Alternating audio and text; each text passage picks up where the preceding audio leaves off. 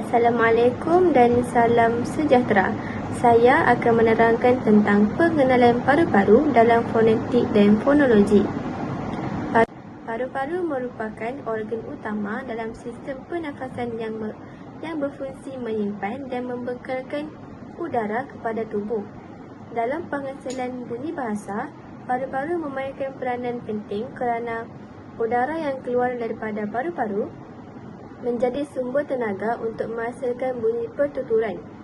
Secara ringkasnya, udara dari paru-paru akan bergerak melalui trakea, kemudian melalui larinks dan pita suara sebelum keluar melalui rongga mulut atau hidung. Proses pergerakan udara inilah yang membantu menghasilkan bunyi bahasa. Oleh itu, paru-paru merupakan salah satu bahagian penting dalam sistem penghasilan bunyi pertuturan. Seterusnya saya akan bagi kepada bentang yang seterusnya. Terima kasih. Dari segi struktur, manusia mempunyai sepasang paru-paru, iaitu paru-paru kanan dan paru-paru kiri. Paru-paru terletak di dalam rongga toraks, iaitu bahagian dada manusia. Saya juga telah menyediakan sebuah gambar berkenaan dengan struktur paru-paru. Paru-paru mempunyai hubungan yang rapat dengan sistem pernafasan. Udara yang disedut masuk akan melalui hidung atau mulut, kemudian bergerak ke trakea. Trakea seterusnya bercabang kepada bronkus yang membawa udara ke paru-paru. Di dalam paru-paru pula terdapat saluran udara yang semakin kecil, iaitu bronkiol, yang membantu mengagihkan udara ke bahagian paru-paru. Udara yang disedut masuk akan melalui hidung. Dalam konteks fonetik, struktur ini penting kerana membolehkan udara disimpan dan dialirkan secara terkawal. Aliran udara tersebut kemudiannya digunakan dalam proses penghasilan bunyi bahasa.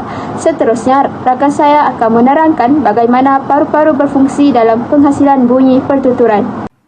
Seterusnya, saya akan menerangkan fungsi paru-paru dalam penghasilan bunyi. Dalam penghasilan bunyi bahasa, paru-paru berfungsi sebagai sumber aliran udara. Proses ini bermula dengan tindakan menarik nafas. Apabila kita menarik nafas, udara masuk ke dalam paru-paru. Kemudian, apabila kita bercakap, udara ditolak keluar daripada paru-paru melalui trakea menuju ke laring. Di laring, terdapat pita suara yang berperanan dalam proses penghasilan bunyi. Aliran udara daripada paru-paru memberikan tenaga yang diperlukan untuk menghasilkan bunyi pertuturan. Sebagai contoh, ketika kita menyebut sesuatu perkataan, udara daripada paru-paru akan bergerak melalui saluran pertuturan dan mengalami pelbagai proses sebelum menghasilkan bunyi tertentu.